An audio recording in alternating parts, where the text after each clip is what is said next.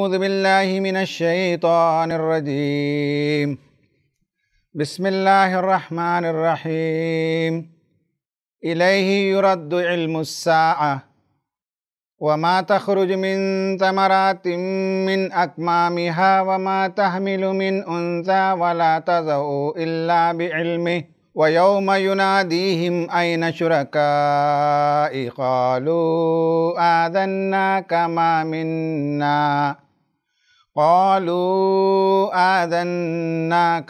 مِنَّا مِن شَهِيدٍ صدق اللہ العظیم۔ خواتین و حضرات، یہ 25واں پارہ ہے۔ اس پارے میں جو مضامین آئے ہیں ان پر ہم ایک نگاہ ڈال لیتے ہیں۔ اس پارے میں 5 صورتیں آئی ہیں: حامیم سجدہ، شورا، زخرف، دخان اور جاسیہ۔ اس پارے کے پہلے رکوع میں اللہ تبارک و تعالی نے بتایا کہ اللہ تعالیٰ ہی کے پاس اس آخری ساعت کا علم ہے۔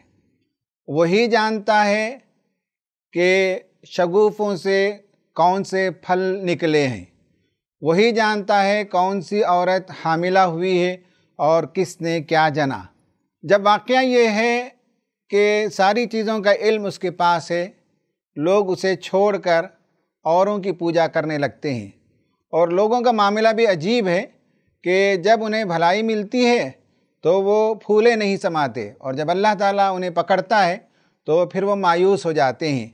یہ دوہرا بیہیویئر انسان کا ہوتا ہے۔ یہ 5% مضمون ہے۔ اس کے بعد سورہ شورا شروع ہوتی ہے، جس میں بتایا گیا کہ اللہ تعالیٰ نے اس کلام کو نازل کیا، اور یہ ایک وارن کرنے والی کتاب ہے، انذار کرنے والی کتاب ہے۔ لوگ ہیں کہ اس کتاب کے مضامین سے سبق نہیں لیتے، اس کے باوجود وہ خدا کے علاوہ اور شریکوں کو ٹھہراتے ہیں۔ یہ 5% مضمون ہے۔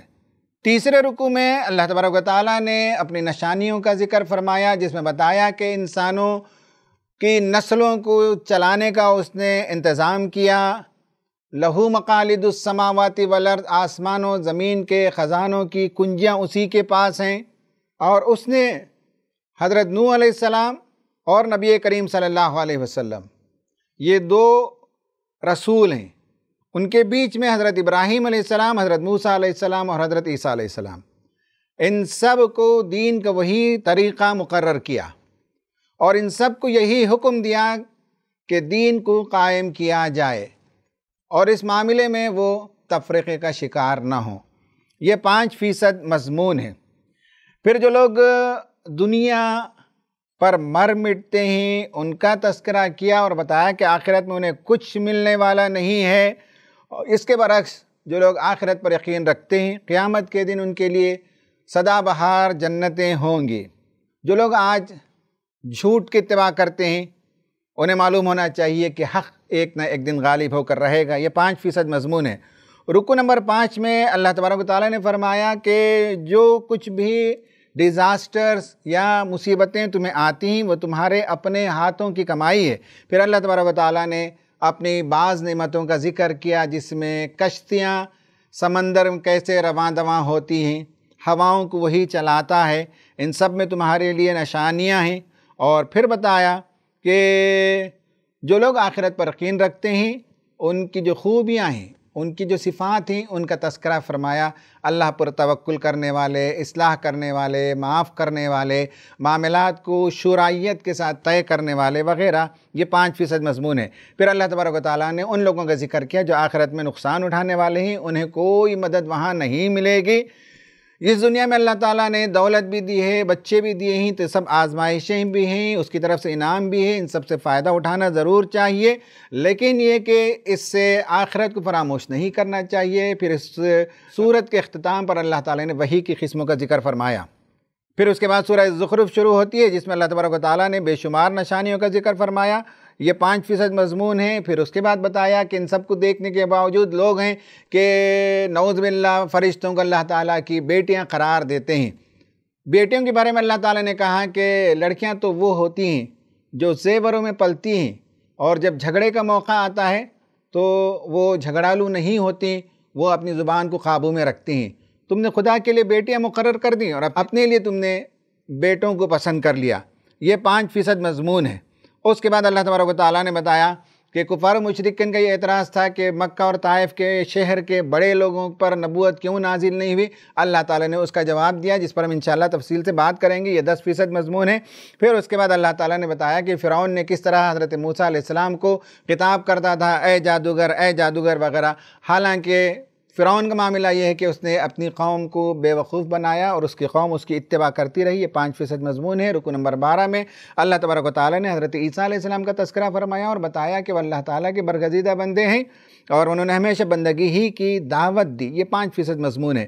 اس کے بعد اللہ تعالیٰ نے رکو نمبر 13 میں جنت میں جانے والوں کا تذکرہ کیا اور ان کو اللہ تعالیٰ ایڈریس کرے گا، انہیں بتائے گا کہ تم جنت میں پہنچ چکے ہو، تمہارے لیے کوئی خوف اور رنج کا مقام نہیں ہے۔ ان کے لیے جو عیش و عشرت کے سامان ہوں گے اس میں سونے اور چاندی کے برتن ان کے سامنے گردش کرائے جائیں گے، ہر قسم کے میوے اور پھل انہیں میسر ہوں گے۔ اس کے برعکس جو لوگ مجرم تھے انہیں سخت ترین سزا دی جائے گی۔ وہ لوگ جہنم میں جنتیوں سے گھگیائیں گے، فرشتوں سے بھی گھگیائیں گے کہ کچھ کھانا دے دو، کچھ پانی دے دو، لیکن وہاں اللہ تعالیٰ کی نعمتیں ان پر حرام ہو جائیں گی۔ یہ 5% مضمون ہے۔ اس کے بعد سورہ دخان شروع ہوتی ہے۔ سورہ دخان میں رکوع نمبر 14، 15 اور 16 اس میں بتایا کہ یہ کتاب اللہ تعالیٰ کی طرف سے نازل کردہ کتاب ہے، لیکن اس کے باوجود تم ہو کہ ابھی بھی شک میں پڑے ہوئے ہو، کھیل کود میں ہو، آخرت کے معاملے میں تم سنجیدہ نہیں ہو۔ جس دن آخرت کا سائقہ آ جائے گا اس دن تمہیں پتہ چلے گا، لیکن اس سے پہلے تمہیں تاریخ کا مطالعہ کرنا چاہیے۔ فرعون اور موسیٰ کی تاریخ کا مطالعہ کرو۔ یہ 15% مضمون ہے۔ سورہ جاسیہ شروع ہوتی ہے جس میں اللہ تبارک و تعالیٰ نے رکوع نمبر 17 میں یونیورس کے بہت سی نشانیوں کا ذکر کیا۔ یہ 5% مضمون ہے۔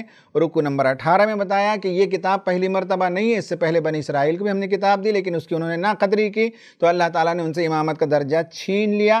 اب جو کوئی نیکی کا رویہ اختیار کرے گا وہ اس کی بھلائی کے لیے ہوگا اور جو برائی کا رویہ اختیار کرے گا اس کا وبال اسی پر ہے۔ یہ 5% مضمون ہے۔ اور آخر میں رکوع نمبر 19 اور 20 اس میں اللہ تبارک و تعالیٰ نے فرمایا کہ خدا تعالیٰ کا بھی انکار کرتے ہیں اور وہ کہتے ہیں کہ آخرت بھی آنے والی نہیں ہے، اور نبی کریم صلی اللہ علیہ وسلم کی نبوت پر بھی انہیں شک ہے۔ انہیں معلوم ہونا چاہیے کہ ضرور بس ضرور ایک دن ہم قیامت میں ان سب کو جمع کریں گے، ان کے ریکارڈز ان کے ہاتھ میں دے دیے جائیں گے اور کہا جائے گا پڑھو۔ اس دن انسانوں کے 2 گروپس ہو جائیں گے، ایک جنتیوں کا گروپ ہو جائے گا، ایک جہنم میں جانے والوں کا گروپ ہو جائے گا۔ یہ 10% مضمون ہے۔ خواتین و حضرات، یہ اس پارے میں آئے ہوئے مضامین کا خلاصہ تھا جو میں نے آپ کے سامنے پیش کیا۔ اب ہر دن کی طرح اس پارے سے ہم 2 اسباق لیں گے۔ آج کا سبق نمبر 1 اور اس رمضان المبارک کا لیسن نمبر 49 وہ ہے اللہ تعالیٰ اپنے بندوں سے کلام کرتا ہے، وحی کرتا ہے، اشارہ کرتا ہے، رہنمائی کرتا ہے، اس کے درجے کیا ہیں؟ ان درجوں کا تذکرہ آج کریں گے ہم اور آپ کے سامنے بتائیں گے۔ مدارج السالکین نام کی ایک کتاب ہے امام ابن قیم جوزی رحمۃ اللہ علیہ کی۔ اس میں انہوں نے بتایا ہے کہ اللہ تبارک و تعالیٰ اپنے بندوں کی جو ہدایت کا سامان کرتا ہے اس کے 10 درجے ہیں۔ وہ 10 درجے آپ کے سامنے آسان زبان میں انشاءاللہ پیش کروں گا۔ بحث پیچیدہ ہے، مضمون بڑا ہے، لیکن 8-10 منٹ کے اندر انشاءاللہ میں سمیٹ کر آپ کے سامنے رکھوں گا۔ اس میں پہلے 5 درجوں کو سمجھنے میں بھی کوئی دقت نہیں ہوگی، آخر کے 2 درجوں کو سمجھنے میں بھی کوئی دقت نہیں ہوگی، باقی 3 کی میں انشاءاللہ آپ کے سامنے وضاحت کروں گا۔ اسکرین پر آپ دیکھیں سورہ نمبر 42 آیت نمبر 51 اینڈ 52۔ اللہ تبارک و تعالیٰ نے پہلی آیت میں بتایا وَمَا كَانَ لِبَشَرٍ أَن يُكَلِّمَهُ اللَّهُ إِلَّا وَحْيًا أَوْ مِن وَرَاءِ حِجَابٍ أَوْ يُرْسِلَ رَسُولًا فَيُوحِيَ بِإِذْنِهِ مَا يَشَاءُ إِنَّهُ عَلِيٌّ حَكِيمٌ۔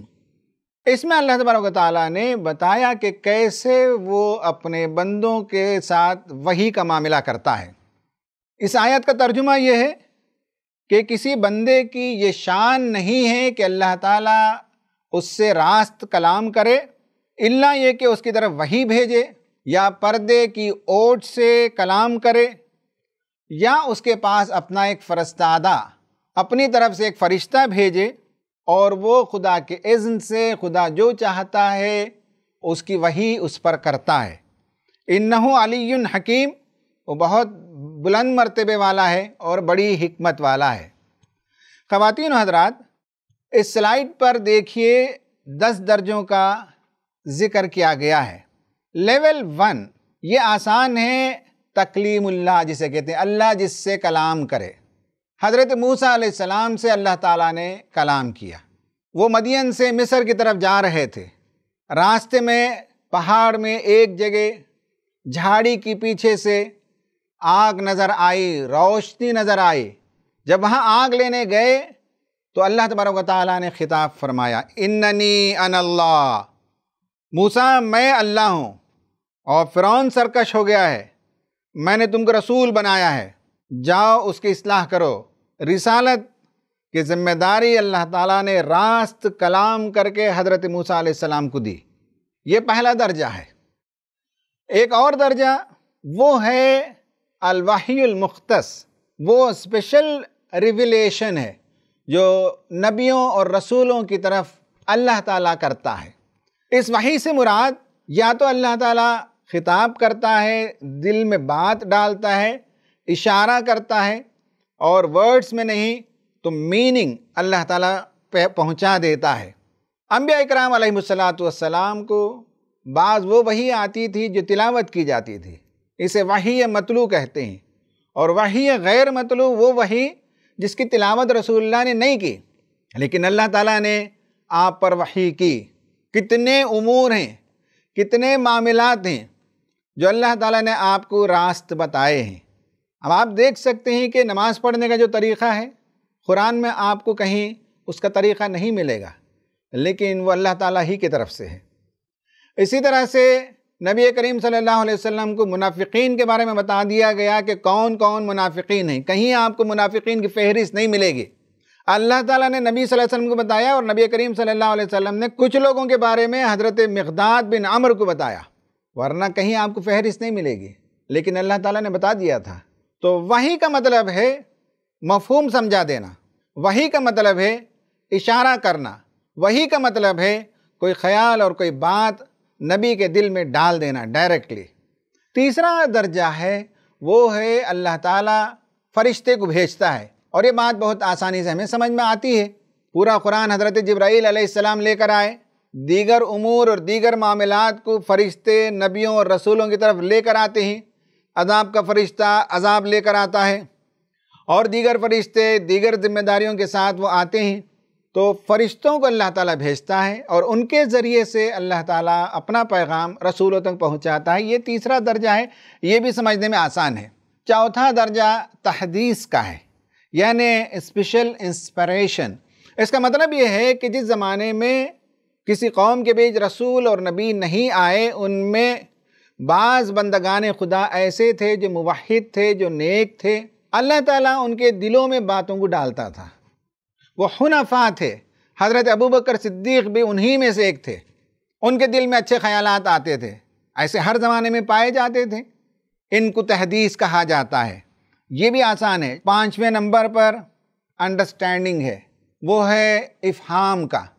اللہ تبارک و تعالیٰ ذہنوں میں فہم ڈال دیتا ہے۔ قرآن میں آیا ہے فَفَحَّمْنَاهُمَا سُلَيْمَانَ، جب معاملہ ججمنٹ کے لیے سلیمان علیہ السلام کے پاس آیا تو سلیمان علیہ السلام نے فہم کے ساتھ کام لیتے ہوئے صحیح ججمنٹ دیا۔ علماء، دانشور، مفکرین، اسکالرز، آپ ان کی کتابوں کو پڑھیے، تفسیروں کو پڑھیے، کتنی شاندار طریقے سے وہ باتوں کو سمجھا دیتے ہیں۔ اللہ تعالیٰ ان کے ذہن میں وہ باتیں ڈال دیتا ہے اور وہ بہترین تفہیم کر دیتے ہیں۔ ایک ہی آیت کی تفسیر آپ الگ الگ تفسیروں میں پڑھ لیجئے، آپ کو شاندار طریقے سے علم کا ایک بہت بڑا ذخیرہ مل جائے گا، اور ہر مفسر نے ایک خاص انداز سے سمجھایا ہے۔ یہ فہم اللہ تعالیٰ ان کو دیتا ہے۔ لیول نمبر 6، 7 اور 8 یہ تھوڑا سا مشکل ہے، وہ یہ ہے کہ نبیوں کو، رسولوں کو اللہ تعالیٰ بھیجتا ہے، قوموں کے ذہنوں میں بھی اللہ تعالیٰ ہدایت ڈال دیتا ہے۔ قرآن میں اس کا ذکر آیا ہے کہ ہم نے قوم سمود کو ہلاک نہیں کیا، ہدایت دینے کے بعد اندھے پن کو انہوں نے ترجیح دی۔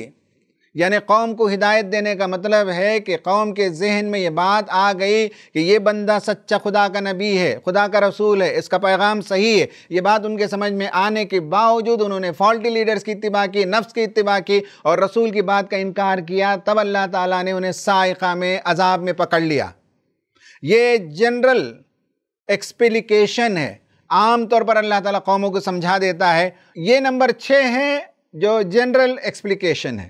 نمبر 7 اسپیشل ایکسپلیکیشن وہ ہے کہ خاص بندوں کو اللہ تعالیٰ خاص رہنمائی کر دیتا ہے، ان کا ذہن اسلام کے لیے کبھی کھول دیتا ہے، یہ اس کا طریقہ ہے۔ اور 8ویں نمبر پر اللہ تعالیٰ بعض بندوں کو اس کے کلام، اس کی باتوں کو سننے کا موقع دیتا ہے۔ آپ کوئی پروگرام کرتے ہیں، افطار پارٹی کرتے ہیں، آپ عید ملن کرتے ہیں، کافی لوگ آپ کے پروگرام میں آتے ہیں، آپ تقریر کرتے ہیں، وہ لوگ سن لیتے ہیں، تو اللہ تعالیٰ یہ موقع دیتا ہے بعض لوگوں کو کہ جائیں اور سن لیں، اس کا کلام سن لیں، اس کی باتیں سن لیں۔ سننے کا جو موقع دیتا ہے وہ خود اللہ تعالیٰ کی طرف سے ہدایت کا ایک طریقہ ہے۔ یہ 8واں طریقہ ہے۔ 9واں طریقہ ہے انسپریشن، یعنی الہام کرنا۔ جس طرح سے حضرت موسیٰ کی ماں کے دل میں اللہ نے الہام کیا کہ اپنے بچے کو سمندر کے حوالے کر دو ٹوکری میں ڈال کر، یہ بات آسانی سے سمجھ میں آتی ہے کہ اللہ تعالیٰ اپنے بندوں کو کئی مرتبہ الہام کرتا ہے اور 10ویں درجے پر صحیح خواب دکھاتا ہے۔ الرؤیا الصادقہ، سچے خواب بھی گویا کہ اللہ تعالیٰ کی طرف سے کمیونیکیشن ہے۔ یہ 10 طریقے اللہ تعالیٰ بندوں کو سمجھانے کے لیے، ہدایت دینے کے لیے، اپنا پیغام پہنچانے کے لیے، اس میں 3 درجے نبیوں کے لیے، رسولوں کے لیے مختص ہیں۔ اس کے بعد درجہ بدرجہ نیچے جیسے آپ آئیں گے تو وہ کامن مین کے لیے بھی اویلیبل ہے۔ ایکشن پلان یہ ہے کہ have you ever felt that he guided you at a particular time؟ کیا کبھی آپ کو محسوس ہوا کہ کسی جگہ آپ کے دل میں کوئی بات آئی، کوئی القاء ہوا، کوئی الہام ہوا، خواب کے ذریعے سے کوئی بات آپ کو سمجھ میں آ گئی، ایسا کبھی ہوا ہو تو نوٹ کیجئے۔ Number 2، be watchful for his subtle guidance، اور ہمیشہ نگاہ رکھیے کہ آئندہ بھی جب کبھی آپ کو ہدایت کی ضرورت محسوس ہوگی، اللہ تعالیٰ القاء کرتا ہے، اللہ تعالیٰ ذہن میں بات ڈالتا ہے، اللہ تعالیٰ فہم دیتا ہے، اللہ تعالیٰ باتوں کو سمجھا دیتا ہے، اس کی طرف ہماری نگاہ ہونی چاہیے۔ خواتین و حضرات، یہ پہلا مضمون ہے۔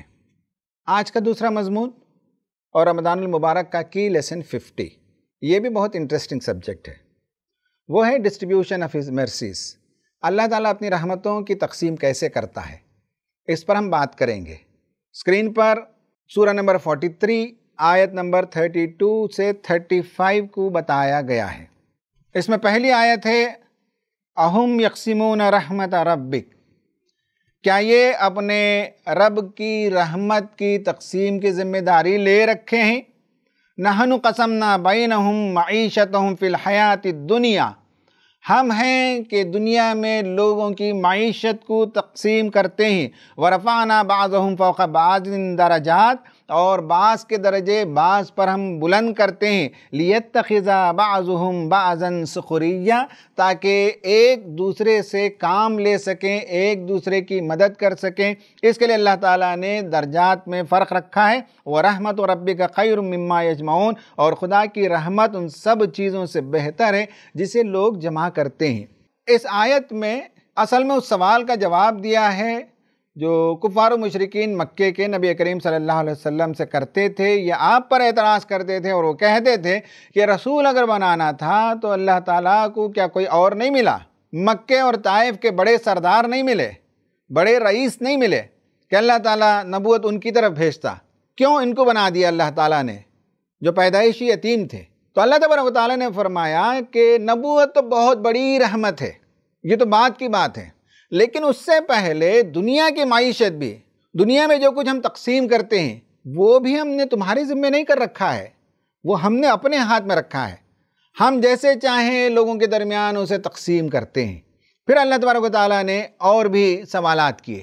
اس اسکرین پر آپ دیکھیے کہ اللہ تعالیٰ کی حکمت کیا ہے، وہ وزڈم کیا ہے۔ وہ یہ کہ اللہ تبارک و تعالیٰ نے پوچھا کہ یہ تمہاری ذمہ داری نہیں ہے کہ لوگوں کے درمیان اللہ کی رحمت کو تقسیم کرو۔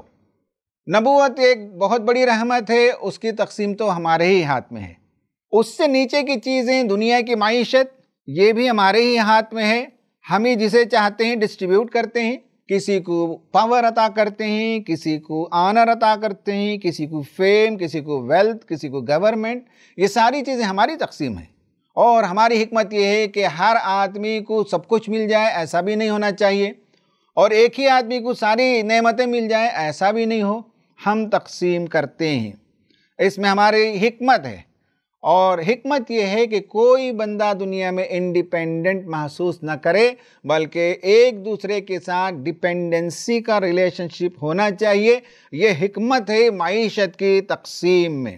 تم دیکھتے ہو کہ اللہ تعالیٰ کسی کو نالج دیتا ہے، کسی کو دولت دیتا ہے، کسی کو خوبصورت بناتا ہے، کسی کو بدصورت بناتا ہے، کسی کو اچھی آواز دیتا ہے، کسی کو بھونڈی آواز دیتا ہے، کسی کو لہیم شہیم بنا دیتا ہے، کسی کو نرم و نازک بنا دیتا ہے، کسی کو مالدار گھرانے میں پیدا کرتا ہے، کسی کو غریب گھرانے میں پیدا کرتا ہے، کسی کو ڈیولپ نیشن میں پیدا کرتا ہے، کسی کو انڈر ڈیولپ نیشنز میں پیدا کرتا ہے۔ قسمت کا ایک حصہ وہ جو فکسڈ ہے، اللہ تعالیٰ نے طے کر دیا کہ کہاں پیدا ہونا ہے، کس گھر میں پیدا ہونا ہے، رنگ کیا ہوگا، اور تعلیمی لیاقت کیا ہوگی، خاندان کی معاشی صورتحال کیا ہوگی، یہ سب اللہ تعالیٰ نے فکس کر دیا۔ پھر آزمائش یہ ہے کہ اس سے تم اپنی دنیا کیسے بناتے ہو، اس سے تم اپنے اعمال کو کیسے درست کرتے ہو۔ وہاں اختیار کی آزادی ہے، وہاں تقدیر کی آزادی ہے، انسان اپنی ایک نئی جہاں بنا سکتا ہے۔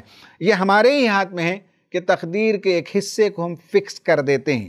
کب سے ان لوگوں نے جو ورتھ لیس کموڈیٹیز ہیں ان کے بارے میں سمجھ لیا کہ اللہ تعالیٰ کا انعام ہے، دنیا میں رئیس بن جانا، دولت مند بن جانا، پیسے والے ہو جانا، کیا یہ اس بات کی علامت ہے کہ اللہ تعالیٰ کی رحمتیں اس پر برس رہی؟ اور دنیا میں کوئی آدمی اگر غریب ہے، یتیم ہے، اسیر ہے، تو کیا یہ مطلب ہے کہ اللہ تعالیٰ اس سے ناراض ہے؟ تم نے کب سے یہ مفہوم نکال لیا؟ اور تمہارا یہ جو خیال ہے کہ مکہ اور طائف کے جو بڑے سردار ہیں ان کی طرف نبوت بھیجی جانی چاہیے تھی، تم یہ سمجھتے ہو کہ دنیا کی دولت کی وجہ سے وہ اللہ کے برگزیدہ بندے نہیں۔ قرآن کی اس آیت پر غور کیجئے، وَلَوْلَا أَن يَكُونَ النَّاسُ أُمَّةً وَاحِدَةً لَجَعَلْنَا لِمَن يَكْفُرُ بِالرَّحْمَنِ لِبُيُوتِهِمْ سُقَفًا مِّن فِضَّةٍ وَمَعَارِجَ عَلَيْهَا يَظْهَرُونَ وَلِبُيُوتِهِمْ أَبْوَابًا وَسُرُرًا عَلَيْهَا يَتَّكِئُونَ وَزُخْرُفًا وَإِن كُلُّ ذَلِكَ لَمَّا مَتَاعُ الْحَيَاةِ الدُّنْيَا وَالْآخِرَةُ عِندَ رَبِّكَ لِلْمُتَّقِينَ۔ کہا کہ ہم چاہتے تو ہر کافر کے گھر کی 4 چیزوں کو سونے کے یا چاندی کے بنا دیتے۔ ہمارے نزدیک سونا اور چاندی کوئی اہم چیز نہیں ہے، ہم ہر کافر کے گھر کو بنا دیتے، لیکن اس میں اندیشہ تھا مومنوں کے لیے بڑی آزمائش ہو جاتی، کفر کرنے میں اگر یہ نعمتیں ملتی تو سب کفر کی طرف بھاگتے، اس لیے ہم نے مومنوں کو بڑی آزمائش میں نہیں ڈالا، اس لیے ہم نے کافروں کو یہ چیزیں نہیں دیں، ورنہ کافروں کے گھروں کی چھتوں کو، ان کی سیڑھیوں کو، ان کے دروازوں اور دریچوں کو، ان کے صوفہ سیٹ اور سیٹنگ کی جتنی چیزیں ہیں ان سب کو ہم سونے کے بنا دیتے یا چاندی کے بنا دیتے۔ گھر کے یہ 4 اہم ایلیمنٹس ہوتے ہیں۔ چھت ایک امپورٹنٹ ایلیمنٹ ہے، جوائنریز یعنی ڈور ونڈوز ایک امپورٹنٹ ایلیمنٹ ہے، اسٹیئر کیس، اس کا ہینڈ ریل، اس پر ماربل کی جو ہے فلورنگ آئے گی یا ووڈن ٹاپنگ ہوگی، یہ بہت امپورٹنٹ میٹر کرتا ہے گھر میں سیڑھی بناتے وقت۔ اور چوتھے نمبر پر گھر فنش ہونے کے بعد انسان صوفہ بناتا ہے، فرنیچر بناتا ہے، اس کی اپہولسٹری کا خیال کرتا ہے، اور جتنی کاسٹلی اپہولسٹری ہوگی اتنا وہ فرنیچر کاسٹلی ہوگا۔ کہا کہ یہ 4 چیزوں کو ہم سونے کے اور چاندی کے بنا دیتے، ہمارے نزدیک تو کوئی اہمیت ہی نہیں ہے، تم اسے بہت بڑی چیز سمجھتے ہو۔ تو اللہ نے فرمایا کہ یہ تو ہماری حکمت ہے، ہم تقسیم کرتے ہیں دنیا کی معیشت، دنیا کی چیزیں حکمت پر مبنی ہے، کسی کو دیا تو اس میں بھی حکمت، کسی کو نہیں دیا تو اس میں بھی حکمت، کسی کو اللہ تعالیٰ نے نوازا یہ بھی حکمت پر مبنی ہے، اور کسی کو اللہ تعالیٰ نے محروم کر رکھا یہ بھی اس کی حکمت پر مبنی ہے۔ خواتین و حضرات، یہ اللہ تعالیٰ کی رحمت کی تقسیم ہے، اس کی حکمت ہے۔ آئیے ایکشن پلان دیکھتے ہیں۔ Are you happy about you? کیا آپ اپنے آپ سے خوش ہیں؟ بہت بڑا مسئلہ یہ ہے کہ کاؤنسلنگ کے وقت میں نے اپنے بعض کلائنٹس کو دیکھا، وہ کہتی ہیں کہ کاش اللہ تعالیٰ مجھے بھی خوبصورت بنا دیتا تو میری بھی شادی کسی ایسے لڑکے سے ہوتی جو امریکہ یا انگلینڈ میں جاب کر رہا ہو۔ یعنی یہ کہ اللہ تعالیٰ نے آپ کو جو بنایا ہے اس سے آپ خوش نہیں، یہ مطلب ہے، یہ ناشکری ہے۔ اللہ کو معلوم ہے کہ کسے کیسے بنانا ہے، اور جو کچھ دیا اللہ تعالیٰ اس میں ہمارے لیے بھلائی ہے۔ اس لیے ہم اپنے کلائنٹس کو سکھاتے ہیں یہ جملہ کہیں، I love my self exactly the way I am, میں اپنے آپ سے محبت کرتا ہوں جیسا کچھ میں ہوں۔ اللہ نے مجھے جیسے بنایا ہے، اللہ تعالیٰ نے مجھے بے شمار صلاحیتوں سے نوازا ہے، بے شمار خوبیوں سے نوازا ہے۔ اللہ تعالیٰ نے جو دیا ہے اس پر نگاہ ہونی چاہیے، اور خواہ مخواہ انسان اپنے آپ کو دوسروں سے کمپیئر نہ کرے۔ اور you happy about you, number 2، count his blessings on you, اللہ کی آپ پر جو نعمتیں ہوئی ہیں اسے گن سکتے ہیں؟ کبھی گن نہیں سکتے۔ اتنی نعمتیں ہیں، گن کر تو دیکھیے، لکھ کر تو دیکھیے کہ اللہ تعالیٰ نے کتنی نعمتوں سے آپ کو نوازا ہے۔ نمبر 3، فائنڈ آؤٹ دی حکمہ if you are deprived of سم تھنگ، اللہ نے کوئی چیز آپ کو نہیں دی ہے، آپ چاہتے تھے کہ بڑی گاڑی ملے، آپ چاہتے تھے کہ خوبصورت بنگلہ ملے، آپ کوئی اور چیز چاہتے تھے، اللہ نے نہیں دیا تو اس کے پیچھے کوئی حکمت ہے، اس حکمت کو تلاش کیجئے اور ہمیشہ اللہ کا شکر ادا کیجئے۔ خواتین و حضرات، آج کے لیے یہ 2 مضامین پیش نظر تھے۔ ایک میں اللہ تعالیٰ وحی کیسے کرتا ہے، ہدایت کیسے کرتا ہے، اپنے بندوں تک کمیونیکیٹ کیسے کرتا ہے۔ دوسرا، اللہ تعالیٰ اپنی رحمت کو کیسے تقسیم کرتا ہے۔ ان دونوں موضوعات پر ہم نے گفتگو کی ہے۔ اللہ تعالیٰ سے دعا ہے کہ ہمیں اللہ تعالیٰ کی حکمتوں کو سمجھنے اور جو کچھ اس نے نوازا ہے اس کا شکر ادا کرنے کی توفیق عطا فرمائے۔ آمین۔ وآخر دعوانا ان الحمد للہ رب العالمین۔